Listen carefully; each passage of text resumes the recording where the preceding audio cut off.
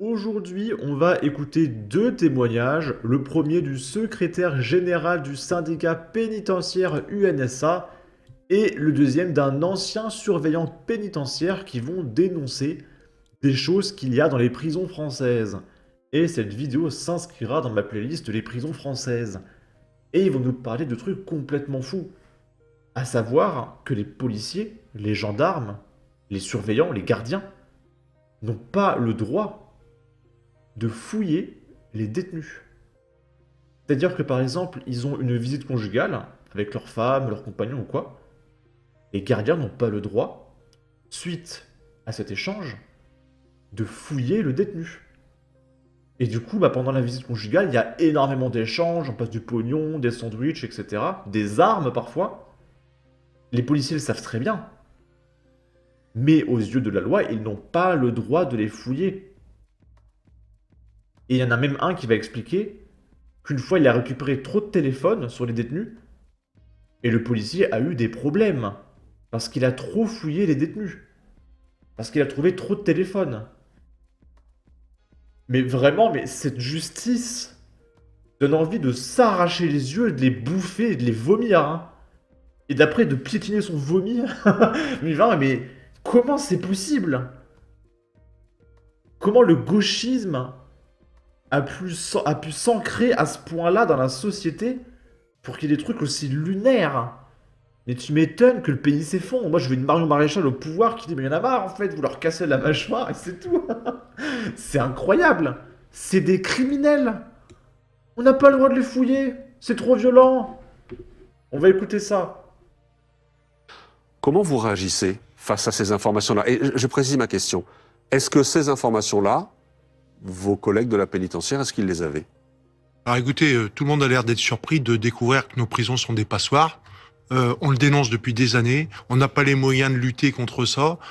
Il rentre tout et n'importe quoi dans nos prisons. C'est-à-dire téléphone, drogue et ce genre de choses. Exactement. Je rappellerai que la loi nous a contraints en 2009 à supprimer les fouilles systématiques à corps, qui était un moyen de lutter contre l'introduction en détention des portables, des substances illicites. Et la loi nous a contraints et restreints sur des fouilles systématiques.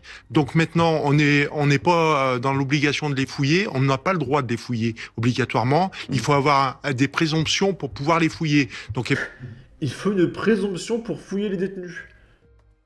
C'est un peu comme il faut une justification pour une perquisition de domicile.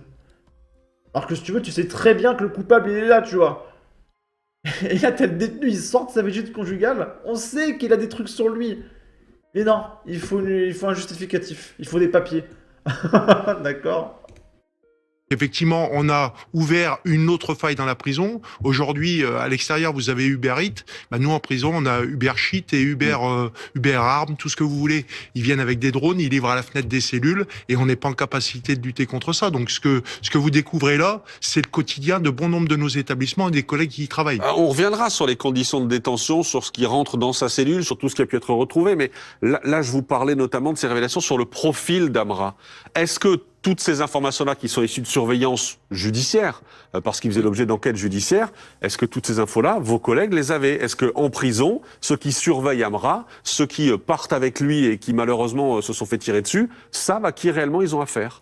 Écoutez, j'allais dire, c'est des écoutes qui ont été faites, donc les écoutes qui sont faites dans les prisons sont très discrètes. On n'est pas forcément informé. Ils sont surveillés par des services extérieurs. Le problème, c'est la communication qu'il peut y avoir là. À l'État, j'allais vous dire, je suis pas étonné. La semaine dernière, sur vos plateaux, j'ai dit, on va découvrir au fur et à mesure que c'est pas le petit délinquant qu'on décrit. Il fait partie d'un système de narcotrafiquants. Un gars qui vous en étiez persuadé? Oui, forcément, comment vous pouvez faire une opération comme ça avec des gens aussi décidés qui ont tué nos collègues, s'il n'y a pas un réseau derrière, c'est pas un petit criminel. On parle d'un clan Amra. Ok. Et du coup, on a l'autre témoignage, ce coup-ci de l'ancien surveillant pénitentiaire, qui va parler de son collègue qui a été sanctionné parce qu'il a trouvé trop de portables. Il a trop fouillé les détenus, c'est intolérable. Vous êtes un ancien surveillant pénitentiaire, donc ça vous parle à double titre. D'abord parce que vous connaissiez les deux victimes de cette exécution lors de l'évasion, mais en plus, vous connaissez le monde carcéral. Oui, effectivement, je le connais, quoi, mais... J'aimerais que vous réagissiez à ce que vient de nous dire Sophie Neumayer à l'instant. J'ai l'impression que les gens tombent des nues, quoi, mais je pense que, malheureusement, l'administration et le gouvernement fait en sorte d'acheter une paix sociale au niveau de la pénitentiaire, c'est-à-dire que moi, régulièrement, nous, on trouvait des portables. J'ai vu des collègues se faire sanctionner parce qu'ils trouvaient trop de portables. Ah oui. Et oui, oui, il faut savoir. Et on a demandé plusieurs fois à ce que les... Attendez, qu'est-ce qu'on leur disait aux collègues quand ils disaient, ben voilà, aujourd'hui, j'ai saisi 17 portables dans la prison. Pourquoi on le sanctionnait? Quel prétexte? C'est-à-dire que on disait qu'ils faisaient des excès de zèle, tout simplement. Alors donc, j'ai vu des collègues se retrouver avec des demandes d'explication, des 5 colonnes, ce qu'on appelle vulgairement des 5 colonnes chez nous, où l'agent doit répondre des faits et... qui lui sont reprochés, quoi. Oui. Parce que vous dites finalement, un agent pénitentiaire, d'une certaine façon, c'est un peu comme un agent de police, il applique les règles, les lois. Si vous voulez que les lois et que les règles soient plus difficiles, je sais pas, plus dures sur les fouilles, eh bien, changez-les. Mais au fond, vous ne faites qu'appliquer les lois qui doivent être appliquées par l'administration pénitentiaire, Christophe. Oui, puis par les lois européennes. Les surveillants pénitentiaires, on dirait des CPE dans les collèges, qui peuvent rien faire. Et le débat actuel, c'est « Oh, il faudrait peut-être être un petit peu plus dur, un petit peu plus ferme. Oh. » Mais non, mais c'est des criminels! Il faut les foutre à poil! Je regarde dans Prison Break, les mecs, ils sont à poil, on leur fout le trou des fesses, etc. Non mais sans déconner! Y'a que en France où on fouille pas les détenus!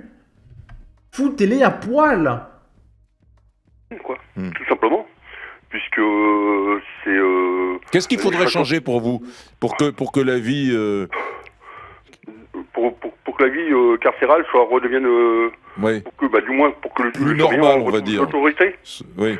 Tout simplement, je pense que déjà, pour éviter tout racket, ce serait les tenues pénitentiaires.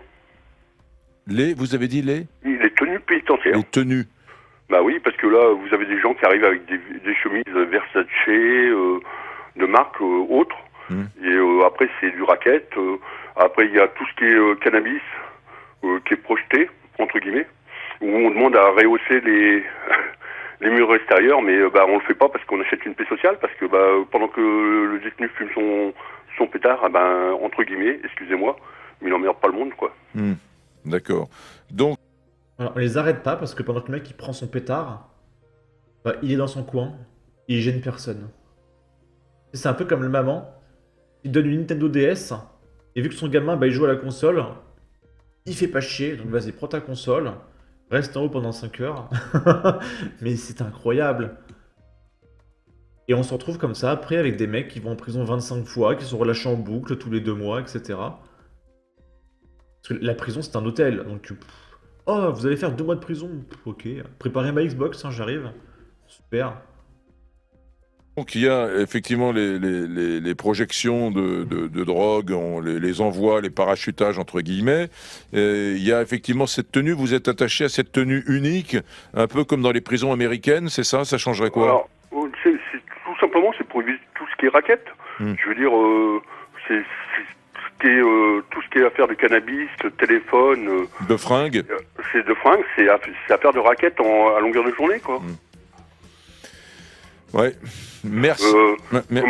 Comme on demande moi, avant que je parte, on demandait des scanners portatifs comme dans les aéroports, et c'est pas accordé parce que, faut pas trouver, quoi. T'as des scanners. Et foutez-les à poil! C'est incroyable! Regarde dans Prison Break, quand Scofield, il va voir sa nana au parloir conjugal, Brad Bellick, il le fout à poil après sa visite conjugale. Et il regarde dans son calbar. C'est incroyable, bordel! Ah, ça rend fou, hein! Ils veulent qu'on paye des scanners avec nos impôts. Ça coûte cher, des scanners, hein. Alors qu'on pourrait juste tirer le pantalon et fouiller. Ça coûte rien. Mais non, il faut payer un scanner pour pas toucher aux détenus parce que c'est trop violent de toucher un criminel qui a tué 25 personnes. Mais je vais Ah! C'est insupportable! Bon, en tout cas, n'hésitez pas à donner votre avis, votre opinion, à partager, liker, commenter, ça aidera au référencement de la vidéo sur YouTube. Abonnez-vous, suivez-moi sur Twitter et à la prochaine pour de futures vidéos. Ciao!